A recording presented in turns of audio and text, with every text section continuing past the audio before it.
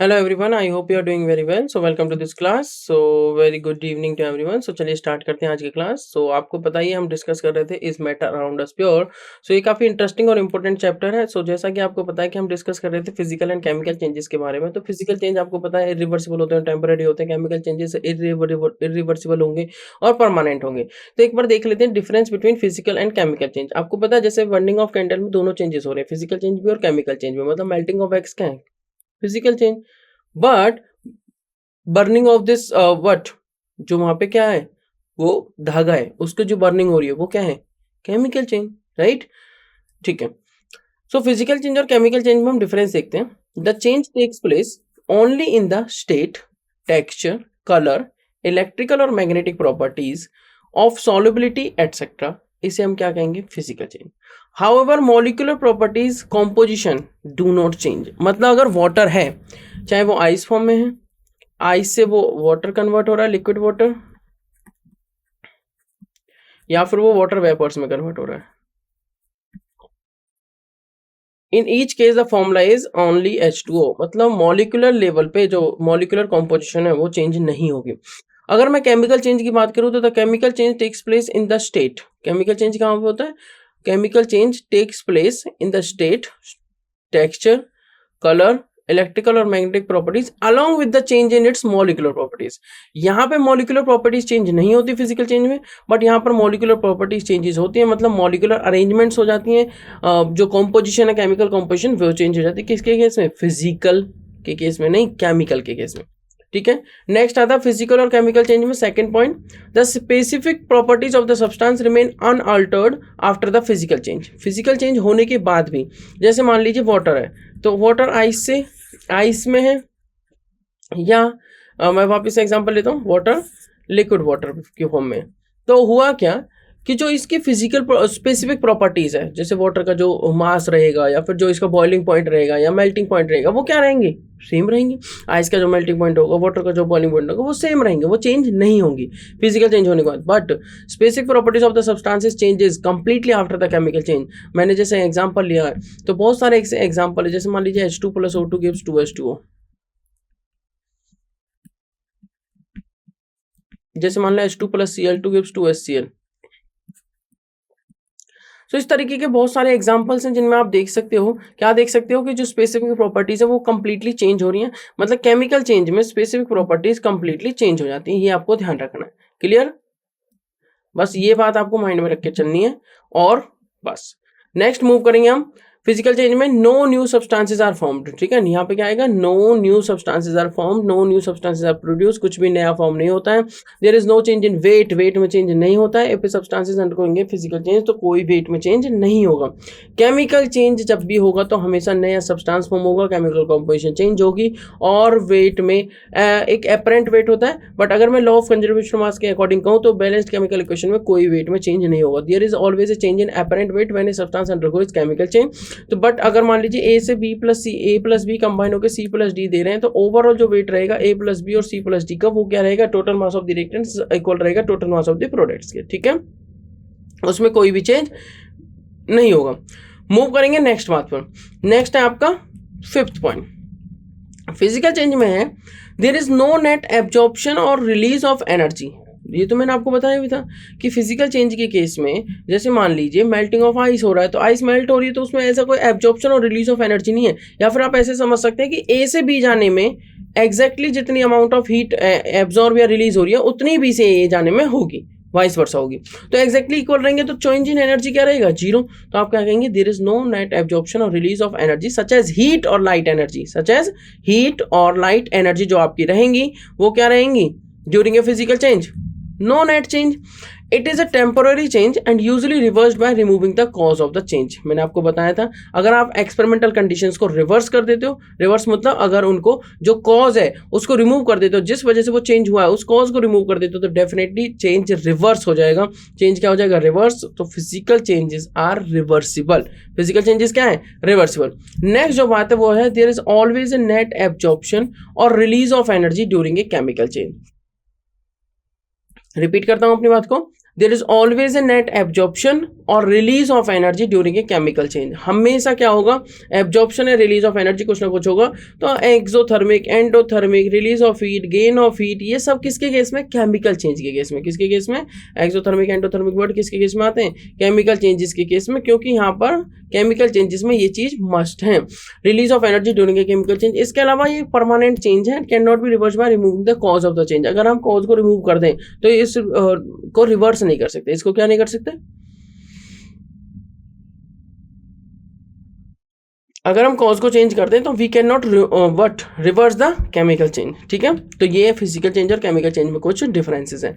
चलिए अब कुछ क्वेश्चंस डिस्कस कर लेते हैं, इंपॉर्टेंट क्वेश्चंस होंगे। क्वेश्चन कहता है which of the following substances when mixed with sand cannot be separated by sublimation. Sublimation, which of the following substances when mixed with sand cannot be separated by sublimation? देखो sublimation substances क्या होते हैं, sublimable substances वो होते हैं जो solid से directly convert हो जाते हैं गैस में, और गैस से directly conversion deposition.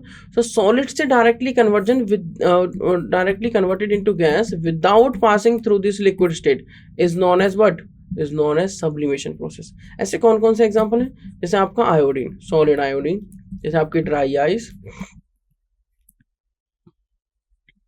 Naphthalene, anthracene, camphor etcetera. Anthracene, camphor etcetera. अब नेक्स्ट आता है एग्जाम्पल। देखो उसने कहा NaCl, अगर मैं सैंड के साथ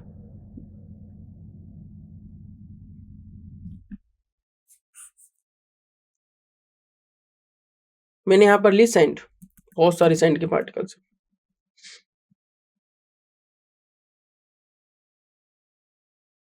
अब रिमूव करना है सब्लिमेशन के द्वारा, और मैंने यहां पर ऐड कर दी थोड़ा सा NaCl। ये जो रेड वाला ये NaCl है, और ये जो पर्पल है ये क्या है बताइए, सैंड। अब क्योंकि NaCl वॉलेटाइल नहीं है, ठीक है, तो क्या होगा, इसके तो वेपर जल्दी से नहीं बनेंगे, मतलब सब्लिमेबल सब्सटेंस नहीं है, तो इसको हम अलग नहीं कर सकते। नेक्स्ट आता है NH4Cl, अमोनियम क्लोराइड, ये तो सब्लिमेबल है,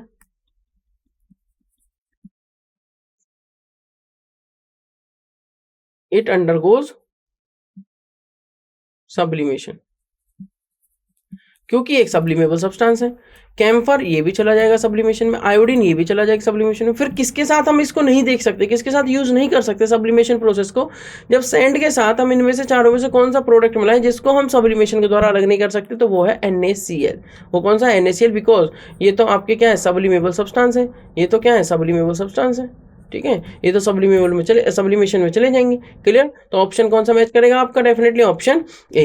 नेक्स्ट क्वेश्चन पे मूव करेंगे, which of the following is a physical change. Physical change कौन सा है, फिजिकल चेंज आपको पता ही है टेम्पररी होते हैं, कैसे होते हैं, टेम्पररी, परमानेंट तो होते नहीं है, ठीक है, and reversible.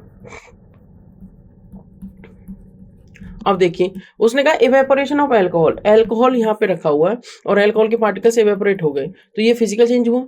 Melting of ice, क्या है फिजिकल चेंज हुआ। रस्टिंग ऑफ आयरन, पहले तो आपको चेक करना है कि क्या कोई नया सब्सटेंस फॉर्म हुआ। अगर नया सब्सटेंस फॉर्म हुआ है तो क्या केमिकल कॉम्पोजिशन चेंज हुई।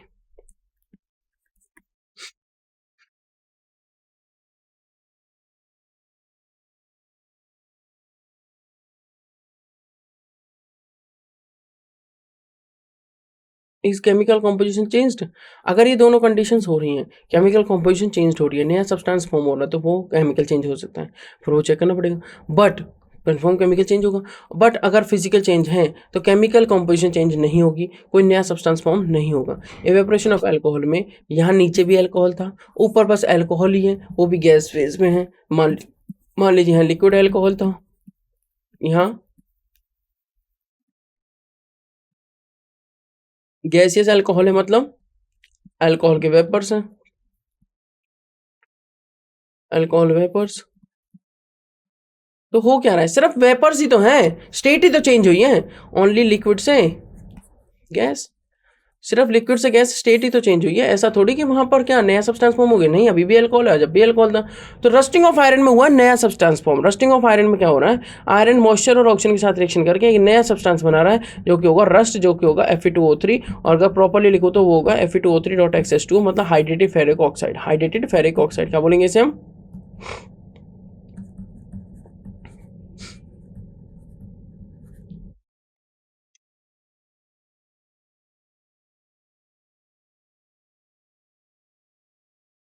Fe2O3.XH2। क्लियर। तो बहुत ए एंड भी आंसर होना चाहिए, क्योंकि रस्टिंग ऑफ आयरन तो एक केमिकल चेंज है, ये क्या है, एक केमिकल चेंज।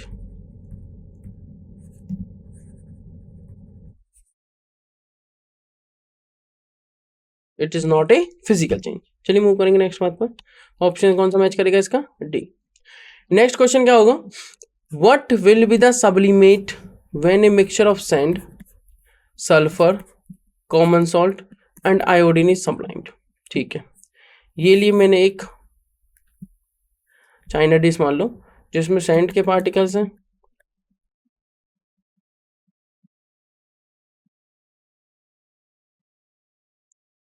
जिसमें कॉमन सॉल्ट है,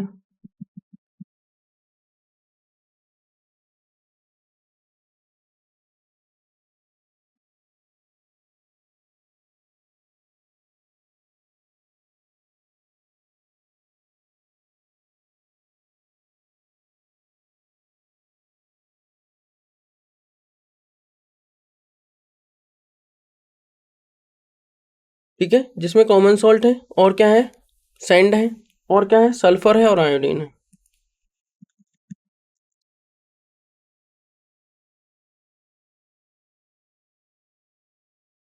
सल्फर हो गया,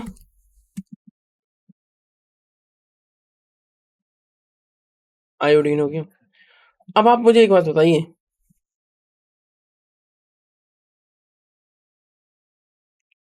इनमें से कौन सा सब्लिमेबल सब्सटेंसेस है, सैंड, सल्फर, कॉमन सॉल्ट या आयोडीन। हमें पता है सॉलिड आयोडीन सब्लिमेबल होता है।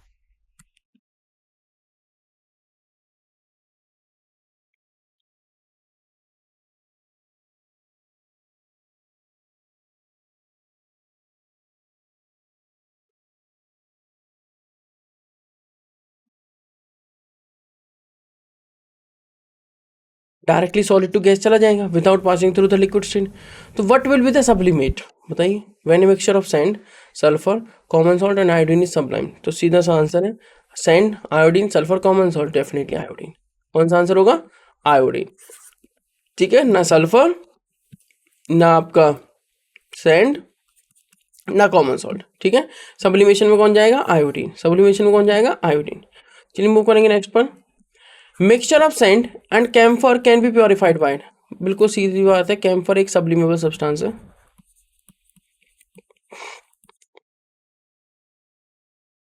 Not undergo sublimation.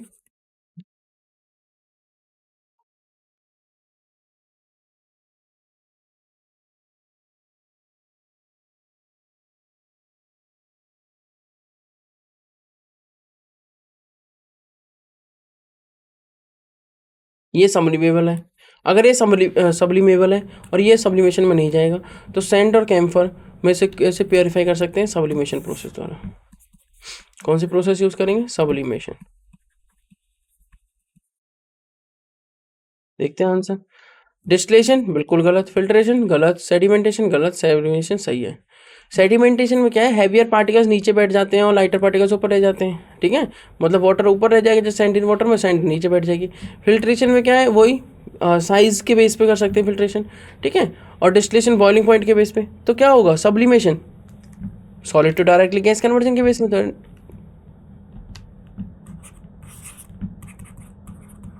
आंसर क्या होगा आपका, सब्लिमेशन मतलब solid to directly gas conversion without passing through the liquid state, and these substance are sublimable substances, जो कि होंगे dry ice, camphor, naphthalene, anthracene, solid iodine etcetera. Next question पर move करेंगे। Mixture of alcohol and water can be separated, alcohol and water, एकदम easy है, option देख लेते हैं। कह रहा है separating funnel, fractional distillation, simple distillation या सब्लिमेशन। देखो सब्लिमेशन का तो यहाँ पे कोई रोल है नहीं। सेपरेटिंग फनल का क्या रोल आएगा बताइए, अल्कोहल और वाटर है, क्या मिक्स हो जाते हैं, हो जाते हैं। फ्रैक्शनल डिस्टिलेशन या सिंपल डिस्टिलेशन, आप मुझे बताइए इनके बॉइलिंग पॉइंट में बहुत ज़्यादा डिफरेंस है, नहीं। तो कौन सा आंसर होगा, फ्रैक्शनल डिस्टिलेशन। ठीक है, फ्रैक्शनल डिस्टिलेशन उन पे यूज़ किया जाता है, उन मिक्सचर्स पे यूज़ करेंगे, मिक्सचर्स या उन कंपोनेंट्स पे यूज़ करेंगे जिनके difference in boiling point very low है।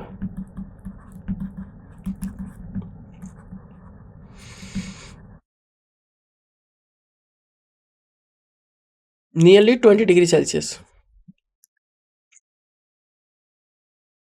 Nearly 20 degree Celsius. Clear, move करेंगे नेक्स्ट पर। To separate the various coloured pigments present in a substance which method is used, कौन सा मेथड यूज करेंगे हम। देखो एकदम से इजी से क्वेश्चन है, क्वेश्चन में कह रहा है कि to separate the various coloured pigments present in a substance which method is used. आपको पता है कलर से सीधा एक ही वर्ड मेरे दिमाग में आता है, कौन सा, Croma.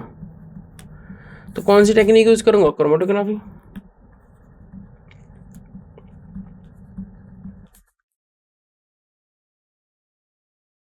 Chromatography to separate the various coloured pigments present in a substance which method is used, chromatography. जैसे आप पेपर क्रोमेटोग्राफी यूज कर सकते हैं, थिन लेयर क्रोमेटोग्राफी यूज कर सकते हैं। आप एक पेपर पे एक पेपर ले सकते हैं, फिल्टर पेपर ले लिया, यहाँ पे एक लाइन खींच सकते हैं, यहाँ पर ड्रॉप अपनी डाल सकते हैं, जिसको मान लीजिए जिस कलर को आपको कलर पिगमेंट्स को सेपरेट करना है तो आप उस कलर को यहाँ पे यूज करिए। जैसे इंक यहाँ पे आपने यूज कर ली ब्लैक इंक, उसके बाद क्या करना है, एक सॉल्वेंट लेना है, इसको वाटर में डिसॉल्व करना है। यहाँ तक मान लीजिए वाटर में डिसॉल्व करना है तो वाटर एज ए सॉल्वेंट काम कर रहा है तो वो ऊपर की तरफ जाएगा और इसको जैसे जैसे वो सॉल्युबल होते जाएंगे उनको सॉल्युबल करता रहेगा। ठीक है, इस तरीके से। तो सब्लिमेशन, क्रोमेटोग्राफी, सेंट्रीफ्यूगेशन, एवेपोरेशन, बिल्कुल कर रहा था। क्रोमेटोग्राफी बिल्कुल सही है। ठीक है, तो ऑप्शन कौन सा मैच करेगा, B. Next question, carbon burns in oxygen, ठीक है, टू फॉर्म कार्बन डाइऑक्साइड। कहना है कि C+O2 give CO2। The properties of carbon dioxide, देखो कार्बन एक एलिमेंट है, ऑक्सीजन एक मॉलिक्यूल है, कंबाइन हुए क्या बन गया, CO2। ये भी प्योर थे, ये भी प्योर है। तो properties of carbon dioxide similar to carbon, गलत बात। Compounds do not have similar properties of its constituents. Similar to oxygen, गलत बात। Totally different from both carbon and oxygen, बिल्कुल ठीक बात। And much similar to both carbon and oxygen, बिल्कुल गलत बात।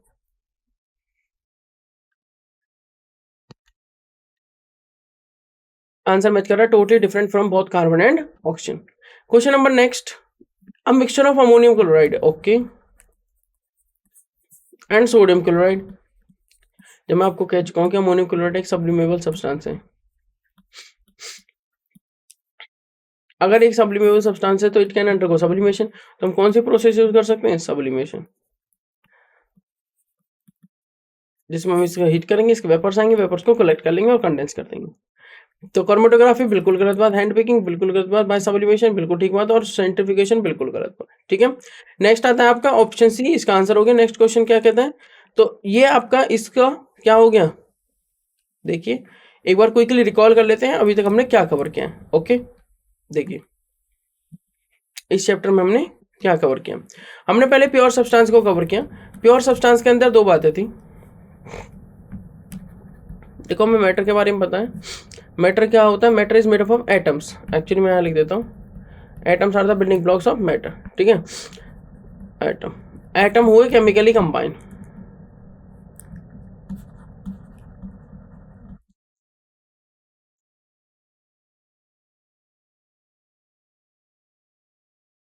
बन गया मॉलिक्यूल। अब मॉलिक्यूल दो तरीके से बन सकते हैं, या तो हो सकता है देखो सेम काइंड के एटम्स कंबाइन हो जाए। देखो अब छोटी छोटी सी डेफिनेशन आती है, एक आता है एलिमेंट और एक आता है compounds. Elements are the simplest pure substances और compounds are formed when elements are getting chemically combined.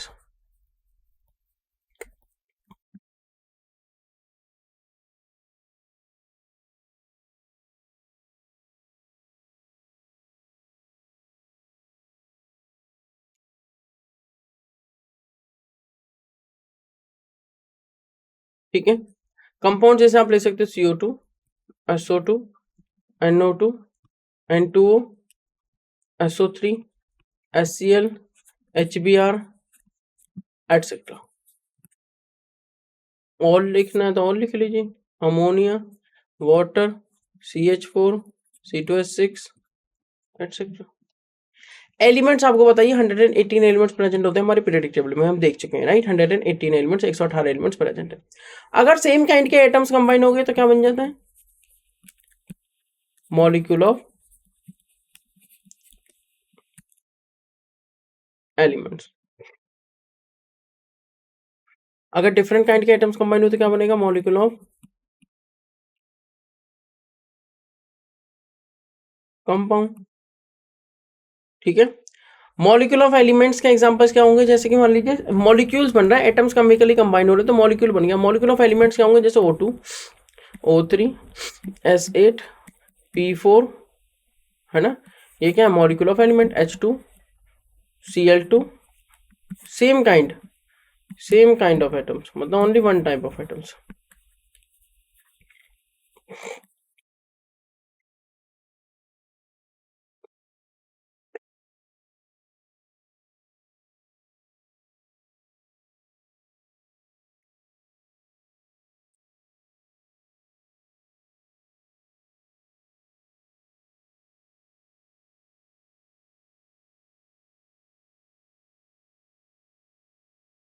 ठीक है। इसमें एग्जांपल जैसे ये सभी molecule of elements, molecule of compound का एग्जांपल है, और एक्स्ट्रा लिखना है तो HNO3, H2SO4 एटसेट्रा आप लिख सकते हो। ठीक है। आप समझिए नेक्स्ट बात, मॉलिक्यूल ऑफ एलिमेंट बन गया, मॉलिक्यूल ऑफ कंपाउंड बन गया। इसके अलावा हमने क्या सीखा? हमने पढ़ा प्योर सब्सटेंसेस, कैरेक्टरिस्टिक्स है उसकी। ठीक है। हमने देखा मैटर, ये हमारा क्या है? मैटर में क्या? Pure substances, only one type of substances is present, no impurities, elements are the simplest pure substances और कंपाउंड्स।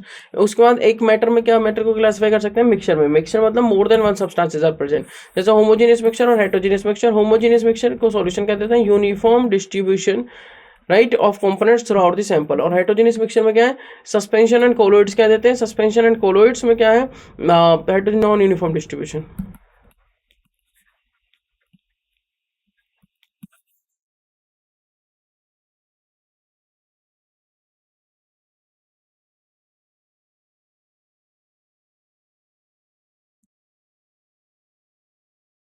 Non uniform distribution.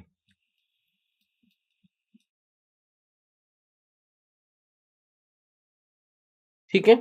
अभी तक हमने इतना पढ़ा है। उसके बाद हमने क्या पढ़ा था? इनके बारे में, एलिमेंट्स की डेफिनेशंस, क्लासिफिकेशन ऑफ एलिमेंट्स। ठीक है। उसके बाद हमने देखा एलिमेंट्स कौन कौन से हैं, किस तरीके से उनको क्लासिफाई किया गया है, मेटल्स, नॉन मेटल्स कौन कौन से, मेटोलाइट्स क्या हैं, ये सारी चीज़ें हमने देखी। उसके बाद हमने क्या देखा?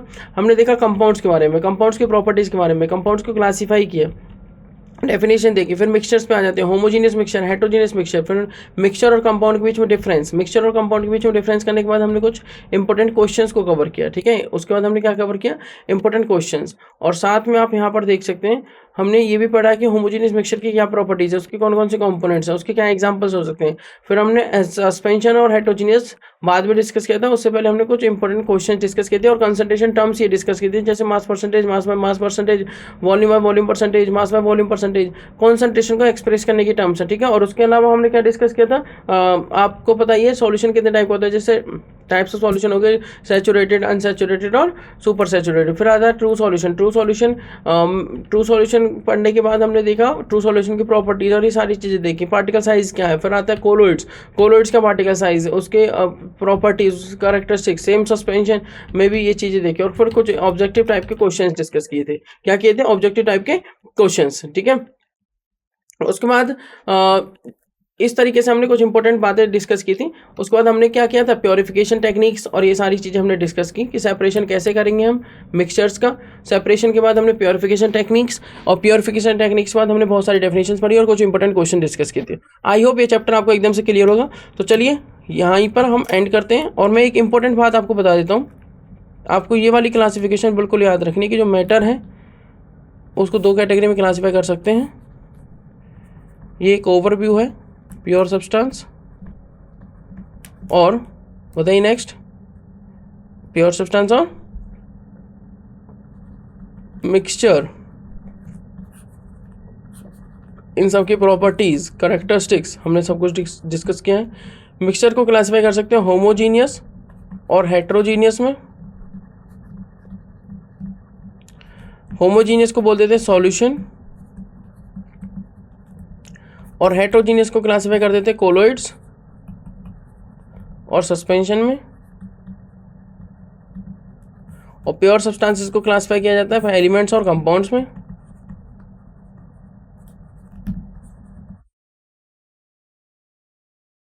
एलिमेंट्स आपके सिंपलेस्ट प्योर सब्सटेंसेस होते हैं,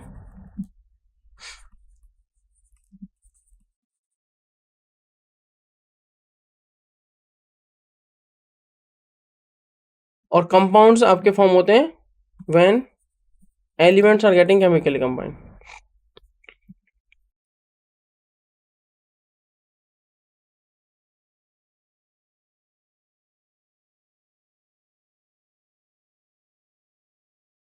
ठीक है, सॉल्यूशन में जो पार्टिकल साइज होता है वो होता है लेस देन 1 नैनोमीटर या लेस देन 10⁻⁹ मीटर।